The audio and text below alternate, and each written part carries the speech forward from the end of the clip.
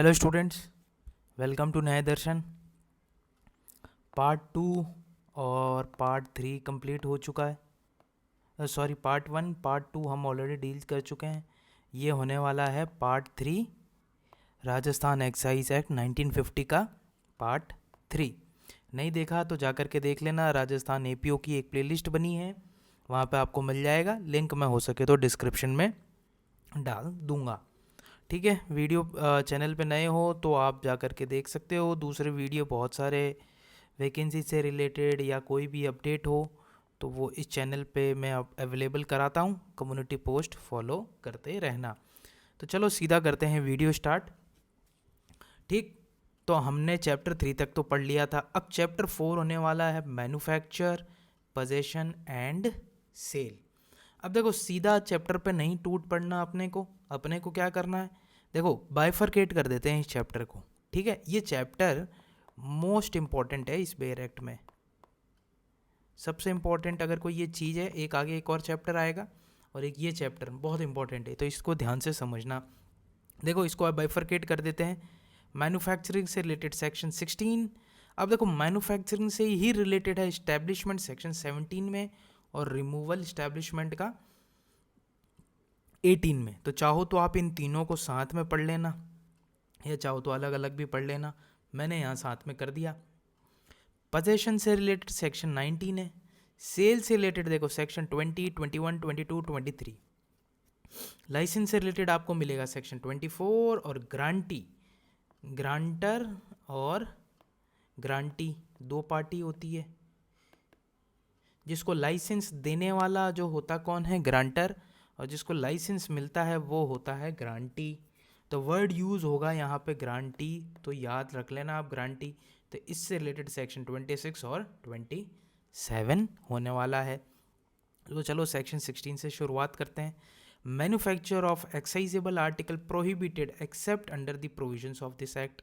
ये क्या कहता है देखो, इसकी जो लैंग्वेज लिखी हुई है ना, वो अलग मतलब सेम ही है। मैंने इसको सिंप्लीफाई कर दिया है ताकि आपके लिए आसानी हो जाए। तो कोशिश करना आप भी ऐसे ही बना लो ये देख करके। ठीक है, पॉज करके video.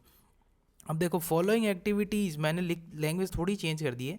Following activities not allowed except licence granted by excise commissioner और एक्साइज ऑफिसर। यहाँ पे याद करते रहना, ये आप कोई भी इसमें सेक्शन पढ़ो ना तो ध्यान रखना एक्साइज कमिश्नर कहाँ पे आ रहा है, एक्साइज ऑफिसर कहाँ आ रहा है, और स्टेट गवर्नमेंट कहाँ पे आ रहा है। क्योंकि ये बहुत जगह यूज़ हो रखा है, प्री में पूछ देगा और अपने को डाउट क्रिएट हो जाएगा, तो इस चीज़ का ध्यान रखना। तो देखो, अब क्या एक्साइज कमिश्नर और एक्साइज ऑफिसर से हम लाइसेंस लेकर के हेम्प प्लांट का क्या कर सकते हैं, कल्टीवेट कर सकते हैं या फिर कलेक्ट कर सकते हैं। जो भी चीज़ है कल्टीवेट हो रखी है उसको कलेक्ट कर सकते हैं। ताड़ी मैं आपको बता चुका हूँ डेफिनेशन सेक्शन में। उसको टेप कर सकते हैं, ड्रॉन। टेप क्या मतलब, जो ये पेड़ होता है ना, पाम ट्रीज, ठीक है, इसके यहाँ से फ्रूट्स होते हैं तो उस पर मटकी लगाते हैं, तो उसी को कहते हैं टेप। और ड्रॉन इकट्ठा करना। ठीक है, liquor bottled for cell, liquor को बॉटल में पहले बॉटल में डालेंगे फिर सेल करेंगे। कोई भी मटेरियल या फिर इंस्ट्रूमेंट है तो उसका यूज़, हैव और कीप इन पोजेशन। तो ये याद रखना एक्साइज कमिश्नर की परमिशन या एक्साइज ऑफिसर की परमिशन से। Following activities not allowed except licence granted by, सिर्फ यहाँ पे अब एक्साइज कमिश्नर है, एक्साइज ऑफिसर नहीं है। क्या चीज़, no construction of distilleries, breweries और पॉट स्टिल। मैं आप डिस्टिलरी क्या होता है, ब्रीवरी क्या होता है, पॉट स्टिल क्या होता है, मैं आपको डेफिनेशन वाले सेक्शन में मैंने बहुत अच्छे से समझाया था पार्ट 1 वाले वीडियो में। बार बार रिपीट करूँगा तो वीडियो बड़ा होगा, वो जा करके देख लेना, बहुत अच्छे से समझा रखा है। अब देखो सेक्शन 17 पे आता है, ये कह रहा है इस्टेब्लिशमेंट और licensing of distilleries and warehouses subject to restrictions by state government में एक्साइज कमिश्नर। मैं इसीलिए कह रहा हूँ ये कहीं पर भी हो तो याद से देख लेना, एक्साइज कमिश्नर कहाँ है, एक्साइज ऑफिसर कहाँ है और स्टेट गवर्नमेंट कहाँ है। ठीक, अब देखो इसको भी मैंने दो पार्ट में डिवाइड कर दिया। अब डिस्टिलरी और pot still used for manufacturing, और warehouses which is used for storage, ये याद रखना। इनसे रिलेटेड कैसे पढ़ेंगे इसको, तो डिस्टिलरी, पॉट स्टिल, स्टैब्लिश और ग्रांट लाइसेंस आपको मिल सकता है कहाँ से? एक्साइज कमिश्नर से। वो उसको डिसकंटिन्यू, इस्टेब्लिश करने को भी बोल सकता है, डिसकंटिन्यू करने को भी बोल सकता है, और ग्रांट कंस्ट्रक्शन और वर्किंग लाइसेंस भी दे सकता है। ओके, अब वेयर हाउसेज से रिलेटेड सेम यही, इस्टेब्लिश और ग्रांट लाइसेंस या फिर डिसकंटिन्यू। बेरेट की आप लैंग्वेज पढ़ोगे वो लंबी चौड़ी लिखी रहती है, निष्कर्ष अर्थ यही निकलना है, मीनिंग सेम ही निकलना है। तो बेहतर है आप ऐसे याद कर लोगे तो आपके लिए काम काफ़ी ज़्यादा आसान हो जाएगा। बाकी आप लोग एपीओ की तैयारी कर रहे हो तो मैं, आप में पूरी मैच्योरिटी है, एलएलबी की है भाई, छोटी मोटी डिग्री थोड़ी की है ना। तो मैच्योरिटी वाले तो हैं अपन लोग, है ही। तो मैं ये आप पे छोड़ता हूँ आपको कैसे करना है, पर मेरा सजेशन है आप ऐसे करोगे तो आप फ़ायदे में रहोगे। मैं अपने एक्सपीरियंस से बोल रहा हूँ। और नोट्स ज़रूर बनाना। अगर आप नोट्स नहीं बनाओगे ना तो आपने अपने 70% चांसेस ख़त्म कर दोगे सिलेक्शन के। तो आप सीरियस नहीं हो, नोट्स नहीं बना रहे, तो आप बहुत बड़ी गलती कर रहे हो। अभी भी वक्त है, बना लो नोट्स। चलो यार, एक बार हर वीडियो में पता नहीं क्यों मुझसे कोई ना कोई ज्ञान निकल ही जाता है। खैर जो भी है, आगे बढ़ते हैं। No removal of excisable articles from distillery, brewery, pot और बेयर हाउस अनलेस, जो भी ड्यूटी या बॉन्ड, मतलब ड्यूटी इन द यहाँ पे ये है जो भी टैक्स लगता है वो पे करो, या फिर बॉन्ड भर दिया, ये आपने कर दिया, बॉन्ड एग्जीक्यूट कर दिया, ड्यूटी पे कर दी, तो आप ये एक्साइजेबल आर्टिकल उनको रिमूव कर सकते हो। ओके, बढ़ते हैं आगे। पोजेशन ऑफ मैंने कहा ना, देखो एक एक सेक्शन वही आ रहा है जो मैंने ऊपर बाइफरकेट किया। पोजेशन वाला है 19। Possession of excisable article in excess of quantity prescribed by the state government. No license to have possession except permit by excise commissioner और एक्साइज ऑफिसर। जहाँ जहाँ अंडरलाइन है ना उसको ध्यान से पढ़ना।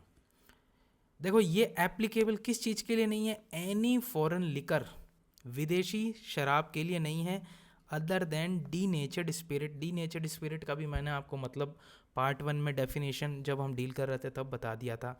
मतलब जो कंटेमिनेटेड है, मिक्स्ड है, जो अपने प्रॉपर प्योर फॉर्म में नहीं है, उस मिलावटी है। Possession of any common carrier और वेयर हाउस एज सच। ठीक, एज सच इसमें कोई समझाने वाली बात नहीं है, ये वाला चीज़ फॉरेन लिकर पे लागू नहीं होगी। A license vendor shall not have in possession any quantity in excess quality. जो भी क्वांटिटी, देखो जो लाइसेंस वेंडर है, ये कह रहा लाइसेंस वेंडर है, उसके पास जो भी क्वालिटी है, possession of any quality excess है इन एक्सेस, जो भी क्वांटिटी जो बता रखी है, मान लो क्वांटिटी बता रखी है भाई 200 लीटर, तो उससे ज़्यादा नहीं होगा। सेक्शन 5 में देखो, इस सेक्शन का एक सेक्शन 5 और इसको सिमिलर मिलेगा सेक्शन 24। इन दोनों को जरूर याद रखना। दोनों में जनरली परमिशन ग्रांट होते हैं, एक में लाइसेंस मिलता है और एक पावर ऑफ स्टेट गवर्नमेंट है। ठीक है, जो पिछले वीडियो में डिस्कस किया था। Declare the limit of a sale by retail, जो दुकान, जो वाइन शॉप होती है या फिर जहाँ पर भी नशीले पदार्थ मिलते हैं वहाँ पे कितना रखा जाएगा। Accept under a permit granted by excise commissioner और एक्साइज ऑफिसर। वही बात घूम फिरा के हर जगह वही बात करते हैं, आप परमिशन ले लो, आप लाइसेंस ले लो, आपके लिए सब माफ़ है। ओके, स्टेट गवर्नमेंट, अब वही है, स्टेट गवर्नमेंट में prohibit restrict the position of any person subject to such exception. अब स्टेट गवर्नमेंट, देखो स्टेट गवर्नमेंट के हाथ में ही सब कुछ होता है, स्टेट सब्जेक्ट है। तो एक्साइज कमिश्नर, एक्साइज ऑफिसर ये जनरली लाइसेंस देते हैं, परमिट देते हैं, परमिशंस देते हैं, पास देते हैं। स्टेट गवर्नमेंट के पास तो ओवर रूल करने का पावर होता ही है। स्टेट गवर्नमेंट जैसा उनको ठीक लगे वैसा कर सकती है। ठीक है, तो ये आप ध्यान से देखो, पढ़ लो। थोड़ा सा इरेज कर देता हूँ मैं ताकि चीज़ें क्लियर हो जाए और अच्छे से दिख जाए आपको। अब आगे बढ़ते हैं। Sale of excisable article without license prohibited. Simple सी बात है, लाइसेंस नहीं है तो बेचोगे कैसे? बस ये वही बात है। No excisable article sale be sold license from excise commissioner से लाइसेंस लो, एक्साइज ऑफिसर से लाइसेंस लो और बेचो। ओके, अब देखो ये कह रहा है, इसका प्रोविजो ध्यान से समझना। ये कह रहा है person having licence to cultivate and collect hemp plant. ऐसा पर्सन है जिसके पास लाइसेंस है क्या? Hemp plant. हेम्प प्लांट वही प्लांट मैंने आपको डेफिनेशन में बताया था, जिसे चरस, भांग, गांजा, सब कैनेबिस सताइवा जिसको बोलते हैं हम लोग। ओके, तो उस एक पर्सन है, उसके पास लाइसेंस है कलेक्ट करने का, हेम्प प्लांट कल्टीवेट करने का, तो may sale parts of intoxicating plants without license. अब वो क्या कर सकता है, उसके पास लाइसेंस है कल्टीवेट करने का, कलेक्ट करने का, अब वो विदाउट लाइसेंस उसके पार्ट्स को, इस प्लांट के पार्ट्स को बेच सकता है। किसको? Person having licence to deal in. ऐसा पर्सन जिसके पास लाइसेंस है उसको डील करने का, उसको खरीदने का। ठीक है, तो ये इसका प्रोविजो थोड़ा ध्यान से पढ़ना। अब देखो ये कह रहा है कि more than one district, but अब ये हर चीज़ की खेती तो हर जगह होती नहीं है, या फिर हर डिस्ट्रिक्ट का आपको प्रॉपर जो पास इशू होता है उसमें आपका एड्रेस लिखा रहता है, आपका सिटी डिस्ट्रिक्ट का नेम लिखा रहता है। ठीक है, एक नंबर अलॉट होता है। तो ये कह रहा है कि अगर आपको एक से ज़्यादा डिस्ट्रिक्ट में चाहिए पार्ट्स ऑफ राजस्थान, तो shall be granted with the previous approval of the state government. तो राजस्थान सरकार से आप लो परमिशन, एक से ज़्यादा डिस्ट्रिक्ट में चाहिए तो। अब देखो ये कह रहा है कि ये वाली चीज़ एप्लीकेबल नहीं होगी। कब? ये कह रहा सेल बाय हिम, ठीक, अगर वो ये चीज़ बेच दे। यहाँ पे मेरे ख्याल से कुछ डिलीट हो गया मुझसे।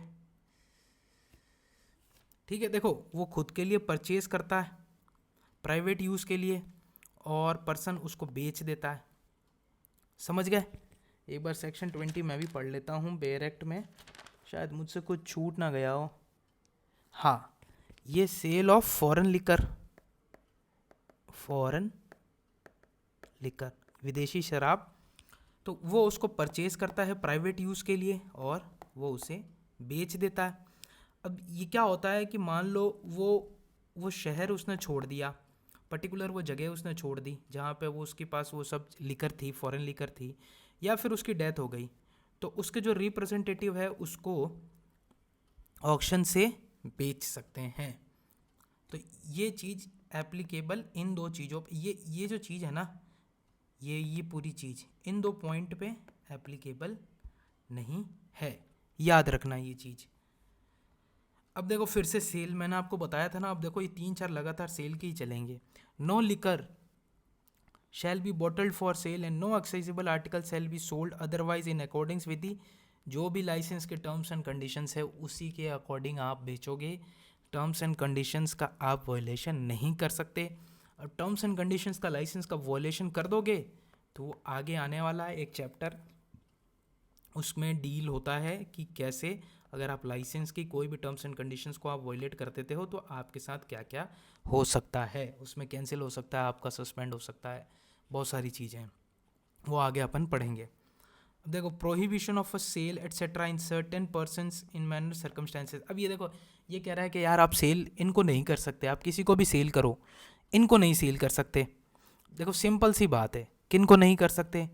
जिसकी उम्र 18 साल से कम है, जो अनसाउंड माइंड है, या फिर सोल्जर कोई भी जो ऑन ड्यूटी हो और उसने यूनिफॉर्म पहन रखी हो, except with the permission of his proper officer of his unit. जो भी उसका ऑफिसर इंचार्ज होगा, कोई भी सोल्जर का, उस यूनिट को जो कमांड करता हो, ठीक है, उसकी परमिशन से आप उसको बेच सकते हो।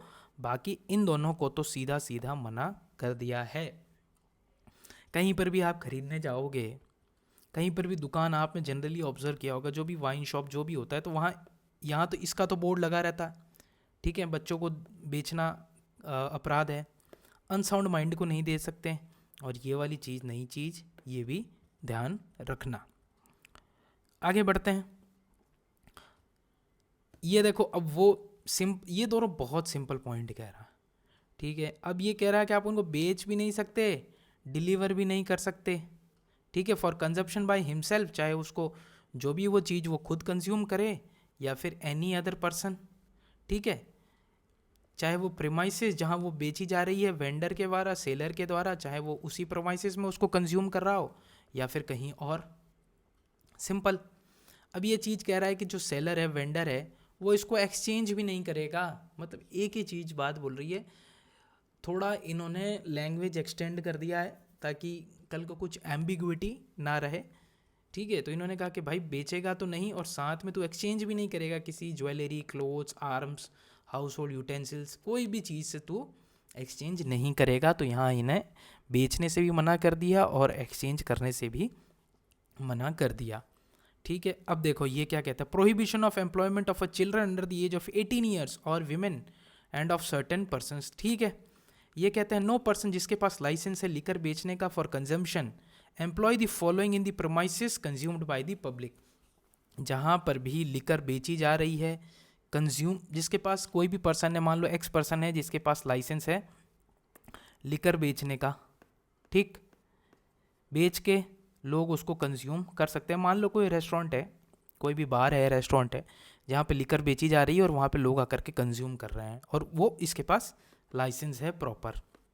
तो अब किस केस में क्या होगा, देखो अगर नॉर्मल लिकर है तो क्या होगा, तो इस मान लो कोई वो बार है, रेस्टोरेंट है, तो उस बार या फिर रेस्टोरेंट में 18 साल से कम उम्र वाला व्यक्ति एम्प्लॉय नहीं कर सकता, जो भी बेच रहा है, जिसके पास भी लाइसेंस है। कोई भी लेपर, जो भी लेपर उसको बोलते हैं, कहीं के डायरेक्ट में इसकी स्पेलिंग गलत दे रखी है, तो आप अगर आपके प्रॉपर स्पेलिंग नहीं है तो सुधार लेना। जो लेप्रोसी से जो बीमार है, लेप्रोसी हो रखा है जिसको, मतलब कुष्ठ रोग, ठीक है, या जिसको कोई इन्फेक्शियस डिजीज़ हो रखी है, तो ये 3 लोगों को आप एम्प्लॉय नहीं कर सकता, वेंडर जो भी बेच रहा है। और अगर फॉरेन लिकर है तो कोई भी वुमेन को एम्प्लॉय नहीं, अगर फॉरेन लिकर बेची जा रही है कंजम्पशन के लिए तो वहाँ पे वुमेन को नहीं कर सकता, लेकिन वुमेन को कर सकते हैं, किसकी, permission in writing with the excise commissioner और एक्साइज ऑफिसर। बेयर एक्ट पढ़ लेना, सेम चीज़ लिखी है, घुमा फिरा के लिखी है, मैंने आप लोग के लिए सिंप्लीफाई कर दिया है। अब देखो ये सेक्शन इंपॉर्टेंट है, ठीक है, क्योंकि इसमें आपको मैन्युफैक्चरिंग का लाइसेंस मिलता है। Section provisions of a subject to section 31 बस ध्यान में रखना, आगे आएगा मैं आपको बताऊंगा। द एक्साइज कमिश्नर, सिर्फ एक्साइज कमिश्नर, यहाँ एक्साइज ऑफिसर भी नहीं है, इस चीज़ का ध्यान रखना। Grant any person a licence for, देखते हैं किस चीज़ का लाइसेंस मिलता है। मैन्युफैक्चरिंग का मिल सकता है और उसको सप्लाई करने का मिल सकता है। देखो पहले कोई चीज़ मैन्युफैक्चर होगी, ठीक है, फिर सप्लाई होगी, ठीक है, फिर ये सप्लाई जा कर के किसके पास जाएगी, होलसेलर के पास जाएगी, फिर रिटेलर के पास जाएगी, दुकानदार, ठीक है। तो ये स्टेप्स रहते हैं। तो ये कह रहा है कि भाई लाइसेंस मिल सकता है किस चीज़ का, मैन्युफैक्चरिंग का, और सप्लाई का आपको लाइसेंस दे देगा, okay. Selling by wholesaler, wholesale का भी आपको लाइसेंस दे देगा और रिटेल का भी लाइसेंस मिल सकता है। तीसरा ये कह रहा है मैन्युफैक्चरिंग और बाय सप्लाई होलसेल और by both selling and retail, ये कह रहा है आपको इसका सबका लाइसेंस मिल सकता है। बस ये 3 चीज़ें, ये 3 पॉइंट है, इसको आप अलग अलग कर लेना। अब इस वाले पॉइंट में देखो किस इन्होंने फर्दर बता रखा क्या है, देसी लिकर, देसी शराब, country made liquor, foreign liquor, विदेशी शराब, और कोई भी इंटॉक्सिकेटिंग ड्रग है। एग्जाम्पल भांग की आपने देखा होगा, भांग की भी दुकानें होती है, तो आपको एक्साइज कमिश्नर से इन सब चीज़ों का लाइसेंस लेना पड़ता है, ठीक है। अब आ जाते देखो सेक्शन 25 तो इन्होंने डिलीट कर दिया, राजस्थान फिनेंस एक्ट 2014 से। ये sale of liquor in the containment military cantt होता है ना, उसके लिए था, ये डिलीट हो चुका है। अब आते हैं अपन सेक्शन 26 और सेक्शन 27। मैंने आपको बताया ना, देखो एक तो लाइसेंस मिलता है, लाइसेंसर होता है जिसको हम बोलते हैं ग्रांटर, और जिसको लाइसेंस मिलता है वो होता है ग्रांटी। तो ये 2 सेक्शन हैं कौन से, 26-27 ग्रांटी से रिलेटेड है, वो मैंने आपको बताया था पहले भी ऊपर जब मैं पढ़ा रहा था, तो वही इस चीज़ में। अब देखो ये कह रहा है कि जो ग्रांटी है ना उससे रिलेटेड बात करेगा, और ग्रांटी में लेट और असाइन होल और any portion of his privilege, मतलब ये ग्रांटी फर्दर आगे दे सकता है, इसके पास लाइसेंस है, ये फर्दर आगे पास ऑन कर सकता है, लेट कर सकता है या असाइन कर सकता है। पर इसके लिए क्या होगा, जो लेसी और assignee has to obtain the permission from excise officer, जो भी जिस भी बंदे को पास कर रहा है ना, इसको परमिशन लेनी पड़ेगी। मान लो इसने ग्रांटी, जैसे लाइसेंस देने वाला मान लो एक्साइज कमिश्नर है, ओके, ये एक्स पर्सन है, इसने पास कर दिया वाई पर्सन को, तो ये कह रहा है कि वाई परमिशन किससे? इससे परमिशन लेगा एक्साइज कमिश्नर से, और ये एप्लीकेशन राइटिंग में लिख करके कौन देगा? ग्रांटी देगा, एक्स पर्सन। समझ गए? तो ये सेक्शन 26 है। अब देखो ये recovery by grantee of exclusive privilege of a sum due to any grantee lessee, मतलब ये कह रहा है जो वाई पर्सन है ना, जिसको ट्रांसफर कर दिया गया था, इसके पास पावर है कि वो रिकवर कर सकता है सब कुछ। ओके, जो भी उससे ड्यू था, जो भी एज अ कैपेसिटी आप देखोगे, due to him as a capacity of a grantee, lessee और असाइनी, जो भी उसका पैसा बनता था वो रिकवर कर सकता है। और ये कह रहा है कि इसका मतलब ये नहीं कि जो वो सिविल सूट कोर्ट में फाइल कर सकता था वो उसका राइट रिस्टेंड हो जाएगा, नहीं, वो भी उसके पास ऑप्शन खुला है। आई होप आपको ये समझ में आया होगा ये चैप्टर। इस टाइप से आपको नोट्स बनाने हैं, ठीक है। मेरे को अगर अच्छा लगा तो नीचे मुझे बताना, मैं आगे वीडियो बनाऊंगा, ठीक है। टिल देन मिलते हैं नेक्स्ट वीडियो में, टेक केयर।